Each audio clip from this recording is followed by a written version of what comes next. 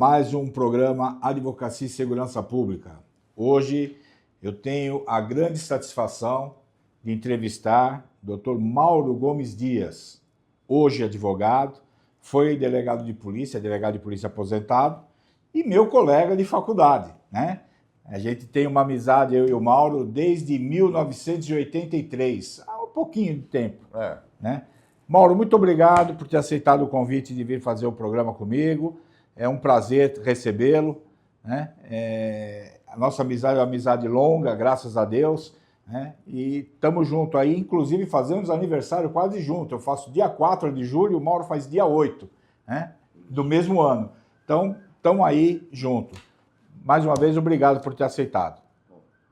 Bom, prazer, não preciso nem falar, o prazer é muito meu, né? Além de ser meu contemporâneo de faculdade, é meu amigo no transcorrer da vida aí, somos amigos particulares, independentemente de profissões, nós sempre mantivemos essa amizade. Então o prazer é todo meu e é uma honra estar aqui, te desejo todo o sucesso do mundo, pode ter certeza que isso vai acontecer. Obrigado. Minha primeira pergunta, Mauro, por que ser policial? Quantos anos de polícia? Em quais departamentos você trabalhou nesses anos todos da sua carreira, que é uma carreira longa? Então vamos lá. Por que ser policial? Ser policial tem que ser vocacionado. Não adianta você querer ser policial se você não tiver vocação. Eu vi várias intercorrências de pessoas que passaram no concurso e depois desistem na metade do caminho. Eu falo que ser policial é como se fosse uma rosa. Para você chegar nas pétalas, você vai passar, na maior parte do tempo, nos espinhos. Então, sem vocação, não adianta. Concurseiros prestando concurso para tentarem ser policiais, é melhor ver praticamente, refazer as suas ideias, porque há necessidade de uma coisa chamada vocação. Não é qualquer um que vai conseguir terminar a carreira, se aposentar, pelos percalços que a própria carreira tem. Graças a Deus, eu entrei na polícia em 86 como escrivão de polícia, fui ser escrivão do Dr. Desgualdo, né? E depois fui ser delegado-geral, um delegado altamente conhecido, né? E de lá, 4 anos depois, eu passei para delegado, em 90. E fiquei até 2020 como delegado. Fiquei 30 como delegado e 4 como escrivão. Então, um total de 34 anos de polícia.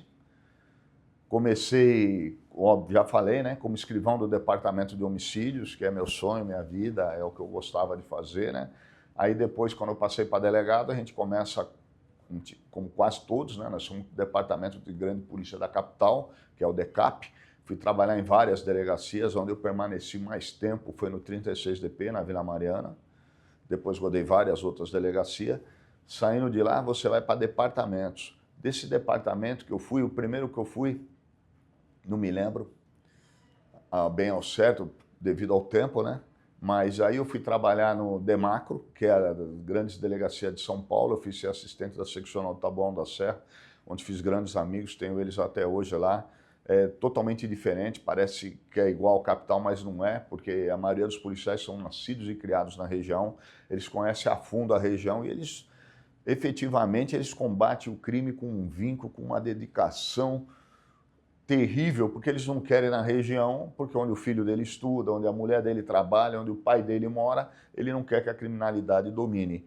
Então é muito diferente esse tipo de coisa do que no DECAP. Não que no DECAP não tenham policiais altamente qualificados, vocacionados, a gente vê isso todo dia aí, graças a Deus. E do DECAP... Mas no DEMACRO tem um caráter, como no interior, mais personalíssimo, totalmente, né? Personalíssimo. É mais pessoal, né? Isso. O DEMACRO, a seccional, abrange várias. No meu caso, lá abrangia 9 municípios. Você acaba conhecendo os 9 prefeitos, vereadores, conhecendo a sociedade. Por quê? Porque, querendo ou não, eles necessitam, vamos supor, cidade tal necessita, eu estou com esse tipo de problema aqui, eles vêm falar, a gente vai lá, combate. Então tem um relacionamento muito mais próximo aqui. Aqui, por exemplo, eu vi o prefeito de São Paulo, com esse problema que está tendo agora de depredação de ônibus. Eu não vi se ele conversou com algum delegado especificamente. Lá no interior, o prefeito vem conversar com o delegado específico, que é o delegado do município, o delegado da cidade. A aproximação do poder executivo local, do legislativo local, da autoridade policial é muito mais próxima, da mesma forma que a gente tem essa proximidade do poder judiciário e do Ministério Público. Quando eu estava num caso, que necessitava efetivamente de uma medida cautelar urgente, antes de mandar a medida cautelar, eu já pegava o telefone, ligava, falava, estou mandando isso, isso e isso, gostaria que apreciasse com dedicação, pois é esse caso que está acontecendo, que a senhora viu no jornal, que o senhor viu no jornal, e a gente consegue ter essa proximidade maior. Eu acho que o serviço flui mais rápido. Ah, legal. Além do Demacro, você trabalhou no DHPP? Além do Demacro, saí do Demacro, voltei por questão de honra, fui ser titular da equipe que eu fui escrivão de polícia do Desgualdo. Eu fui ser titular da equipe onde eu era escrivão. Fiquei lá um bom tempo, onde eu fiz alguns casos, depois a gente comenta, né, de bastante repercussão. E saí do DHPP, fui para a corregedoria. Quanto tempo ficou na corregedoria? Porque no Demacro, quando eu fiquei no Demacro, eu também fazia a corregedoria e homicídios lá. Lá não é departamento de homicídios, é setor de homicídios. Como eu gostava de fazer, eu peguei para fazer. E fazia a corregedoria também. Então, a corregedoria do Demacro é subordinada à corregedoria central. Então, se eu somar tudo, deu uns 7, 8 anos de corregedoria. Aí fiquei na corregedoria central aqui também, onde eu presidi diversos casos de repercussão. Da corregedoria, eu fui para o DIPOL, o Departamento de Inteligência, né? Aí é onde eu me aposentei. Legal, bacana. Você hoje é advogado. Sim. Qual a diferença de ser delegado e ser advogado? Olha, é legal. Vamos lá. Como advogado, a minha liberdade é muito maior. Eu tenho horário, meu horário é restrito aos meus clientes, meu horário é restrito às audiências, meu horário é restrito eu tenho essa liberdade em questão de horário. O trabalho em si, eu acho muito mais fácil fazer prova para defender do que para acusar e condenar. É muito mais fácil. Porque hoje a nossa legislação, qualquer falha que você faz dentro de um inquérito policial ou um promotor comete numa denúncia ou no transcorrer do processo, vai virar lá na frente uma absolução. Entendeu? Isso acontece. E para você ter se você fizer um inquérito policial perfeito, mais do que perfeito, mesmo assim vão, como advogados, é o trabalho deles, né? Eles vão querer buscar uma brecha numa falha que você cometeu para tentar diminuir a pena ou absolver seu cliente. Então eu acho mais fácil ser advogado, aspas, no sentido de horário, flexibilidade de tempo, enquanto que delegado eu tinha que cumprir meu horário. O delegado, ele tem a estrutura do Estado, né? Também. Por trás, né? E o advogado não, né? O advogado, ele briga contra a estrutura do Estado. Mais ou menos. Essa estrutura do Estado aqui na Polícia Civil do Estado de São Paulo é bem precária. Vamos deixar assim. Está faltando uma base de 15 mil policiais. Nossas viaturas estão sucateadas. Ganhamos, até hoje, nós estamos entre os piores salários do Brasil. É só promessa em época de campanha. Continuamos ganhando menos do que qualquer outro estado, inclusive estados que a renda per capita é mínima, aqui é o maior PIB do Brasil e é um dos que piores pagam. Uma pena, né? Eu também penso, pelo tempo que eu acompanho o trabalho da Polícia Civil, desde 1980 eu acompanho, são 45 anos, né? Para mim, a melhor polícia que tem no país. Sem dúvida. Né? Eu conheço bem o trabalho da polícia e uma pena que vocês, policiais, recebem tão pouco pelaquilo que vocês fazem, né? Porque eu sei que vocês fazem muito mais do que a estrutura permite. Por isso que eu falo, a vocação profissional é essencial. A Polícia Civil sobrevive graças a policiais determinados e vocacionados. Você, como delegado de polícia, fez muita investigação, então vou lhe perguntar uma coisa que não é muito recente, mas muitos advogados não fazem e nem conhecem. Provimento 188 de 2018 do Conselho Federal da OAB, ele regulamentou a tal da investigação defensiva. Com a tua experiência de escrivão, com a tua experiência de delegado e hoje como advogado, o que você pode falar desse instituto para o advogado? Para o advogado, para a polícia, para o sistema judiciário em geral. Isso é excelente. Eu, independentemente, isso daí é de 2018, eu entrei em delegado em 90. Eu sempre no interrogatório, onde o interrogado estava acompanhado de defensor, eu sempre abri perguntas constando nos autos. O senhor tem alguma pergunta a fazer, doutor, acompanhando o seu cliente e tal? Sempre abri. Isso, além de já começar a ampla defesa, porque o interrogatório é um ato da defesa, não é ato de acusação, onde o interrogado pode fazer sua própria defesa. Cabe ao delegado contrariar e, como eu posso dizer, provar ao contrário do que o interrogado está dizendo dentro dos autos. Se ele achar que é a mentira, se for verdade, beleza. Vai ser uma causa atenuante. Tá? O juiz vai ser obrigado a diminuir a pena, não é uma causa, não é facultativa, é obrigatória a diminuição de pena com a confissão. E eu sempre abri as questões ao advogado, sempre fiz isso. E agora, óbvio, com esse provimento, eu, como advogado, para mim é muito ótimo, muito bom, é excelente, porque eu sei fazer a investigação, eu sou professor concursado de investigação na Academia de Polícia, e graças a Deus eu falo que a investigação é uma ciência porque muda todo dia, multidisciplinar, porque quem faz a investigação tem que ter conhecimento em várias áreas, balística, medicina legal, psicologia, psiquiatria, um monte de ciência, multidisciplinar, cumulativa. Por que eu falo que é cumulativa? O tempo faz com que você adquira experiência. Você pode ter um caso semelhante, igual nunca, e você vai usar a sua investigação anterior para poder se utilizar na próxima investigação. Você vai se aprimorando com o tempo. Cumulativa. Né? E falo mais ainda agora, e não é qualquer operador de direito que consegue desenvolvê-la a contento. Todos tentam, todos querem fazer o trabalho da polícia judiciária. Como delegado, eu ficava bravo, ficava muito bravo. O que eles querem usurpar minha função? Agora, como advogado, eu gosto, porque eles deixam falha ser muito fácil para a gente poder defender. Não são todos que conseguem realizar uma investigação a contento. E hoje, muitas das vezes, são colegas advogados, criminalistas, que sabem que eu estou advogando, que eu conheci durante minha carreira, que me chamam para dar uma olhadinha nos inquéritos, no processo e tal, ver se eu consigo pegar alguma coisa aonde realmente poderia ter sido feito e não foi, ou foi feito em exagero, alguma coisa assim, e eu consigo realmente ter uma visão diferenciada. Qualquer delegado que tenha experiência e trabalhou em investigação vai ter uma visão diferenciada dentro do processo e dentro do inquérito. E esse é o caminho. Então, esse provimento veio só para ajudar, não só o advogado, mas como ajudar o delegado, ajudar o promotor, ajudar o defensor e ajudar o juiz.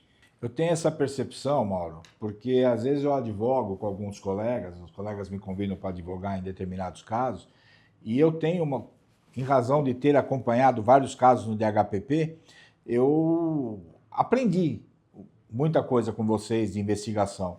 Então, quando eu vou olhar um caso, quando eu estou acompanhando o inquérito, eu vejo algumas coisas que os colegas não veem. Não enxergam. Eles não enxergam. Não enxergam. Mas isso e tal, não sei o quê. Eu falo, não, mas isso aqui faz assim, pede isso, faz aquilo. É possível chegar em tal lugar. Como que você sabe disso? Aprendi com a polícia. É mais ou menos isso. Então, meu pai dizia, né? Quem anda com manco aprende a mancar, né? É verdade. Isso é expertise. Eu diria, vou usar o termo correto. Isso chama-se tirocínio. Quando eu vi uma decisão judicial onde fundada a suspeita não é razão para abordar, eu quase infartei. Isso existe. O policial desenvolve isso. Sim. O policial, a 1 quilômetro de distância, ele consegue enxergar que o A, B, C, D mudou o jeito de andar, ficou nervoso. 1 ano de rua, 1 ano de polícia é 15, 20 anos em qualquer outra profissão. Eu falo isso para quem quiser ouvir. Esses anos todos, convivendo com polícia, eu consigo identificar a pessoa que está armada na rua. Também. Pela forma de andar. Você sabe se ele vai aprontar ou não pelo jeito que ele está olhando. Exatamente. Eu também tenho essas percepções. Graças a Deus, porque você desenvolveu, mas com convívio. Convívio, 40 e tantos anos. Atrás de uma mesa sentado, você não ia conseguir. Maurão, são muitos anos de DHPP. Quais casos de repercussão você participou no DHPP? Cita alguns aí, para a gente... Vários. De DHPP ou de Demacro, por enquanto. Mas vamos centralizar no DHPP, SP. No interior também fiz vários casos, mas não tem tanta divulgação na mídia porque é regionalizado. Mas no DHPP de São Paulo, o primeiro caso de repercussão que eu trabalhei, eu era escrivão ainda, era o maníaco do Trianon, onde foi presidido pelo Dr. Desgualdo, o maníaco do Trianon, um serial killer. A gente conseguiu efetivamente detê-lo, tal. Esse foi o primeiro, assim, que eu olhei. Aí, depois, quando eu retornei para o DHPP, vários casos de repercussão. Eu fiz o caso do Oscar Freire, onde foram mortos 2 pessoas com requintes de crueldade, um latrocínio, não o Oscar Freire, também deu bastante repercussão. O caso conhecido como Mulher da Pedra da Macumba, também que mandaram, apesar de não ser a área do DHPP, pertencer a Mariporã, devido à repercussão, veio para São Paulo, isso, aquilo, e eu tive que presidir esse fato, deram uma mídia, um monte de coisa, e na realidade era um verdadeiro suicídio, eu tive que provar que era suicídio, provei. O mais famoso de todos também, que eu trabalhei, é o caso da IOC, né? O caso da Elise Matsunaga e do Marcos Matsunaga, esse daí também fui eu. Era legal porque a imprensa, todos me conheciam, né? E eu falei, não falam que sou eu, senão eu não consigo entrar no prédio. Aí eu ia passar lá no meio, eles perguntavam, ô doutor, quem está com esse caso? Eu não sei. Aí meu diretor, que é o doutor Carrasco, falava, se eu seguro a imprensa, eu trabalho. Porque senão, se eu começar, eu não consigo trabalhar, né? Porque era o caso desse de repercussão, você não tem hora para entrar e não tem hora para sair. Você vira à noite. Eu virei umas 2, 3 noites seguidas, para poder chegar a uma conclusão. Quanto tempo levou para rachar o caso? Eu lembro que foi rápido. Não, rápido assim. Eu peguei o caso, eu lembro bem, numa quinta-feira, onde o caso saiu de Vargem Grande, veio para o DHPP, aí meu chefe me chamou e falou assim, Mauro, preside esse também. Eu já estava com outros casos de repercussão envolvendo, deu até fantástico, uma execução praticada por militares dentro da viatura, tudo tal. Aí eu falei, pô, eu estou em esse, tem a Pedra da Macumba, tem... Falou, faz esse para mim. Eu falei, tá bom, vou fazer. Quando eu vi o laudo, automaticamente, pelo que eu acabei de falar, a investigação é cumulativa. Você bateu o olho no corte realizado no cadáver, você sabe que quem realizou aquele corte não era um amador. Então, eu peguei e falei, não, pode dar que eu faço. Aí era a quinta-feira, eu não sabia nem quem era o Marcos. Eu estava com uma autoria, como o nome da vítima desconhecida. Aí você identifica a vítima na sexta-feira, né? Porque nós mandamos mensagem no ML de Cotia. Se algum parente for aí, já manda para... Segura ele aí, liga para cá, foi o que eles fizeram. E existia um boletim de ocorrência de desaparecimento na própria delegacia do DHPP. Nós temos a Delegacia de Pessoas Desaparecidas, tinha um oriental desaparecido. Tinha um oriental no ML de Cotia, fizeram a ligação, mandaram a família lá, reconheceu. O irmão dele, meu xará, Mauro também, liguei no ML de Cotia, ligaram para mim e falei, deixa eu falar com o irmão. Falei com ele, expliquei a situação, falei, ó, o que você tinha que fazer agora é avisar sua família, se você puder passar direto aqui, já era tarde da noite, de sexta-feira, eu falei, eu te espero. Fica tranquilo que eu te espero. Aí ele veio lá, contou alguns detalhes, né? Esses detalhes, obviamente, me ajudou muito, né? Dizendo que ele era casado pela segunda vez. Você começa a direcionar a investigação. Aí chamei meu investigador, que tinha muito bom, o Fábio. Ele foi lá, eu falei para ele, vai no prédio e consiga todas as imagens desse prédio, porque ele tinha todas as codificações. Porque nem toda a gravação é numa linguagem. Então ele tinha como codificar e jogar no Media Player. Aí eu consegui assistir no meu computador. Falei para ele, se dirija ao prédio, aprenda todas as imagens de hoje até 10 dias antes dele desaparecer, tudo tal. Ele foi lá, pegou, falei para ele, fica a noite inteira vendo, me liga a hora que for. Ele me ligou e falou, ó, pronto, peguei, né? O quê? Peguei ele chegando capítulo. Todas as imagens que vocês viram na televisão, foi o Fábio que editou. Ele saindo para buscar ela, ele voltando com ela, com a babá e com a criança, ele descendo para pegar a pizza, ele dando um murro na pizza, subindo com a pizza, e ela saindo com as 3 malas. Todo mundo, isso daí foi editado por nós. Aí já, como eu sabia que ela tinha trabalhado em centro cirúrgico, como instrumentadora, não lembro o quê, peraí, sabe cortar. E eu não sabia ainda, até então, que ela tinha feito o curso de dissecação de animais, porque elas caçavam. Mais uma prova depois, futuramente, que eu fiquei sabendo que ela sabia cortar. E uma mulher manuseia uma faca muito melhor que qualquer homem, porque é o dia a dia dela, se uma mulher trabalha, efetivamente cozinha. Aí eu peguei. Aí a gente já direcionou a investigação. Aí peguei ela, consegui uma temporária, fui cumprir mandado de busca, consegui uma temporária. Nessa temporária ela negava. Aí já consegui o celular dela.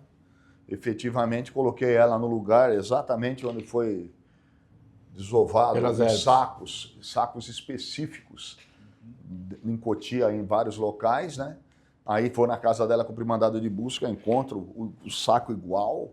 Eu já tinha prova suficiente, ela negando.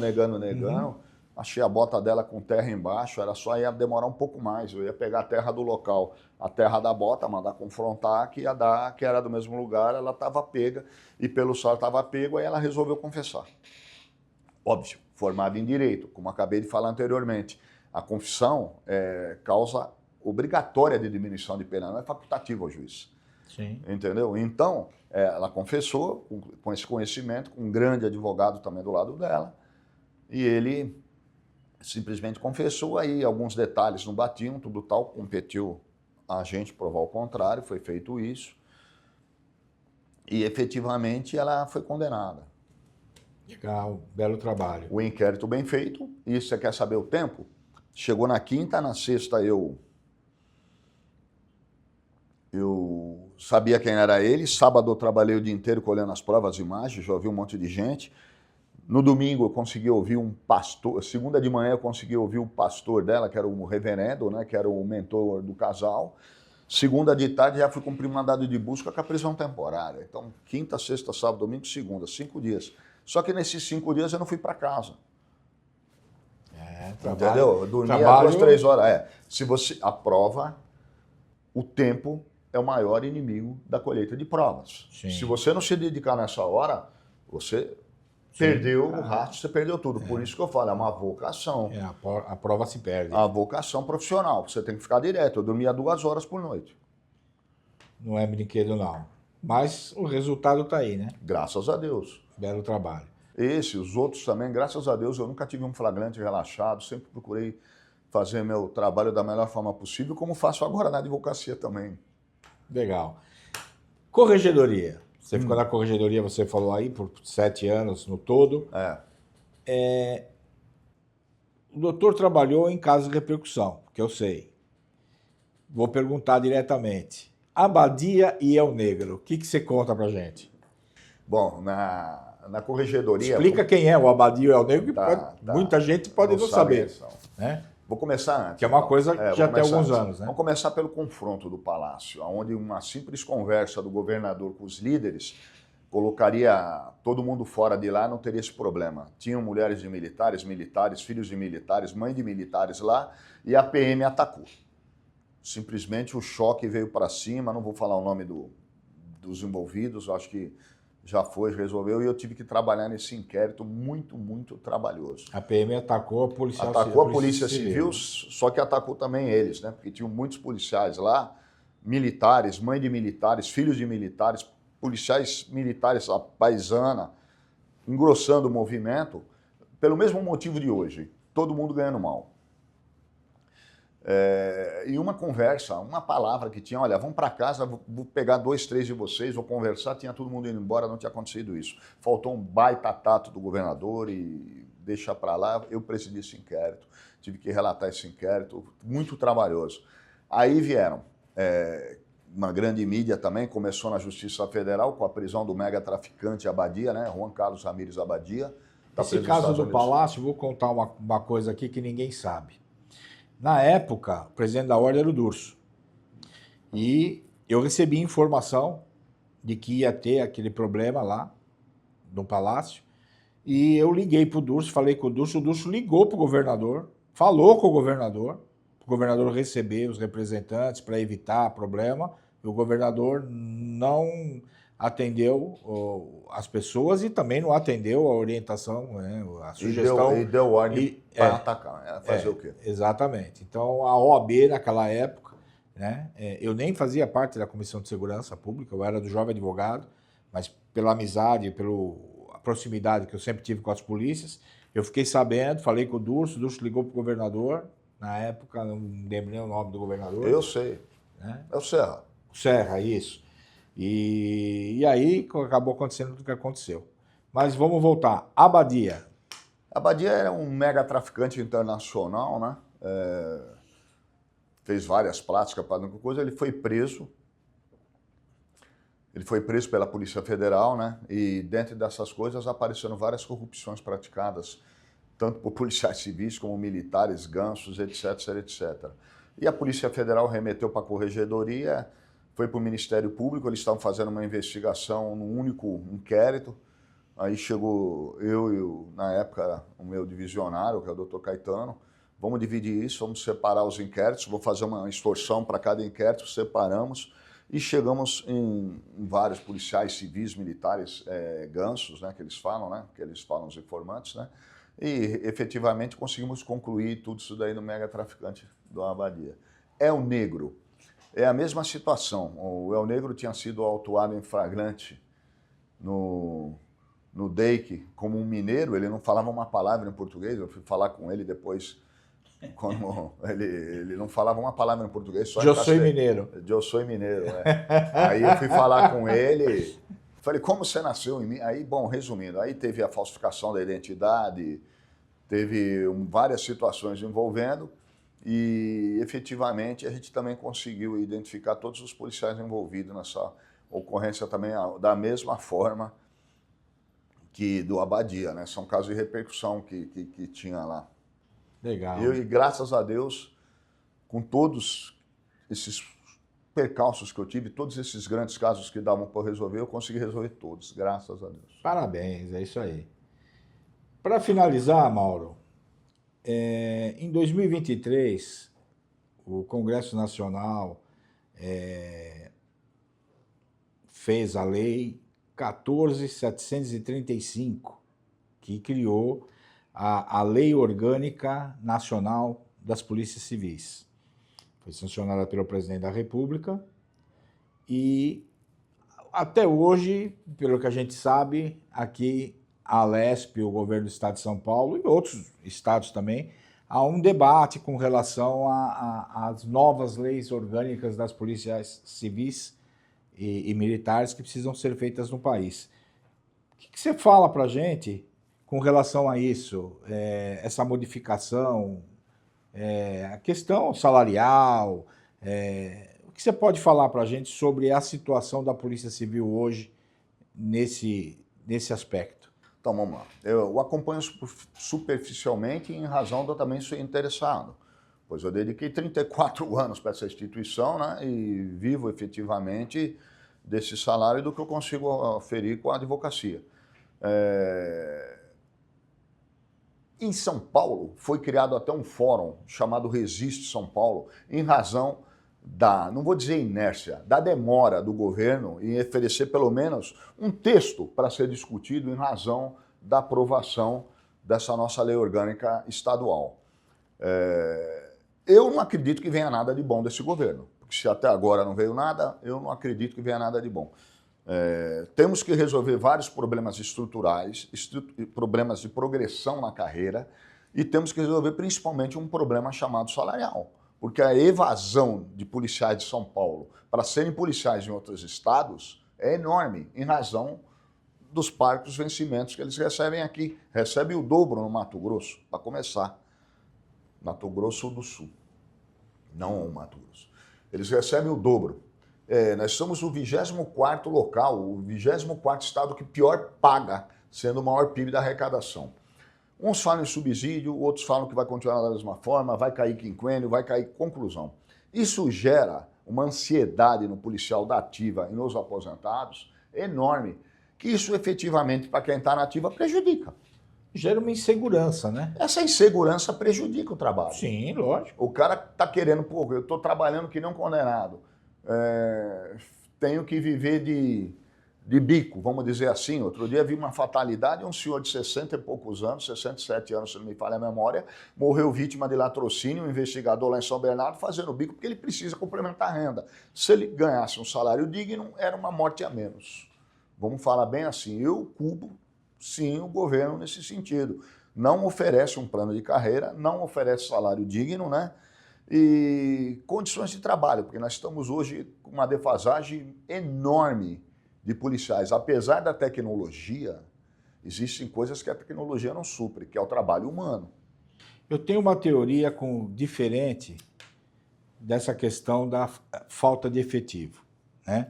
O efetivo das polícias, ele a gente chama de efetivo legal. O quadro. Então existe o quadro, exato. Existe um decreto que estabelece a quantidade de policiais para a polícia e esse efetivo ele é calculado com base na população. Se for pegar isso, a defasagem dobra. Exatamente, é isso que eu sempre falo, porque eu vejo todos os policiais, as associações falam, falta 15 mil policiais em São Paulo. Só que esse quadro, se não me falha a memória, é 94. 93. 93? Se não é 93, é 94, mas é lá. Né? Nós estamos falando em 30 anos para trás. Sim. Então não falta 15 mil. Então mais. Falta 40 mil policiais, mais ou menos. Não, na realidade, se eu for pegar assim, só que não se esqueça que aqui era na época analógica. Sim. Hoje, com a tecnologia, ajudou bastante, foi o que eu falei. A tecnologia ajuda muito. Exemplo, CFTV é uma prova inominada, não está no Código de Processo, mas ela é altamente aceita pelos nossos tribunais. Isso ajuda muito na identificação. Sim. Hoje temos um reconhecimento facial. Então, eu acredito que esses 15 mil supririam em muito e ajudariam muito. Aí analisaríamos se haveria necessidade de um aumento efetivo do quadro. Eu faria isso. Mas nem isso aqui ele supra. E é complicado, né? A academia também não consegue formar 15 mil num ano, né? Não. Não tem estrutura para isso, né? Não, mas isso é uma defasagem que vem vindo, não vou culpar o governo de agora, que esse efetivamente contratou... Há mais de 30 anos tem esse problema. Sejamos justos, esse governo efetivamente fez a maior contratação dos últimos 10, 20 anos. Eu tenho que ser justo, eu sou justo. Quando eu tenho que criticar, critico. Quando eu tenho que elogiar, elogio. Ele efetivamente contratou bastante, só que não supriu ainda a defasagem deixada por governos anteriores. Eu acho que o problema da defasagem de polícia... meu pensamento. Começou com o Quercia.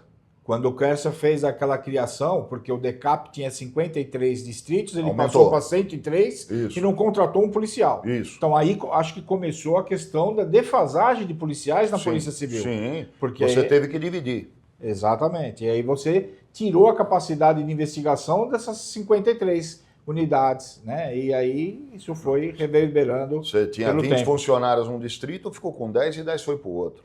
É complicado.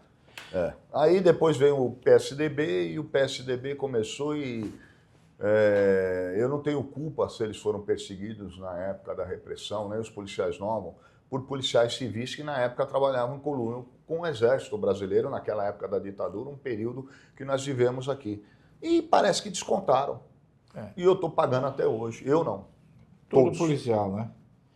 Mauro, nós já estamos indo para o encerramento.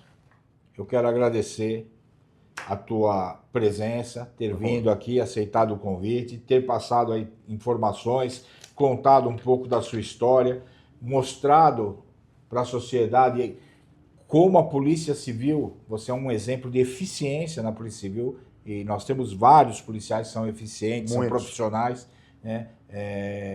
A polícia, ela não é aquilo que a imprensa mostra, né? Porque a imprensa, ela mostra que a polícia não trabalha, que a polícia não faz, isso não é verdade. A polícia faz muito. Né? Então, fica aqui o meu agradecimento por tudo que você fez pela sociedade, né? Por tudo que você fez reconhecimento pela que polícia. Só recebi da Câmara Municipal. Né? A gente só tem a agradecer pelos seus 30 e tantos anos aí, 34? 34 anos de polícia, tudo que você fez no combate à criminalidade, que beneficiou a sociedade, eu te agradeço. E agradeço você ter vindo aqui. A palavra é sua por encerramento, depois eu fecho o programa. Tá bom. Não, eu que agradeço. Para começar, estar do seu lado é um grande prazer, a gente se encontra fora disso daqui, é um enorme prazer sempre estar com você. Agradeço a oportunidade, né? E espero que efetivamente esse governo que veio, foi eleito para poder efetivamente em campanha dizer que realmente ia corrigir esses erros cometidos por governos anteriores, o realize, que não fique só na promessa como governos anteriores, pois ele tem a melhor polícia civil, não do Brasil, eu diria que é da América Latina. Perfeito. Meus amigos, estamos finalizando mais um programa Advocacia e Segurança Pública. Até o próximo, espero que vocês tenham gostado desse episódio. Forte abraço.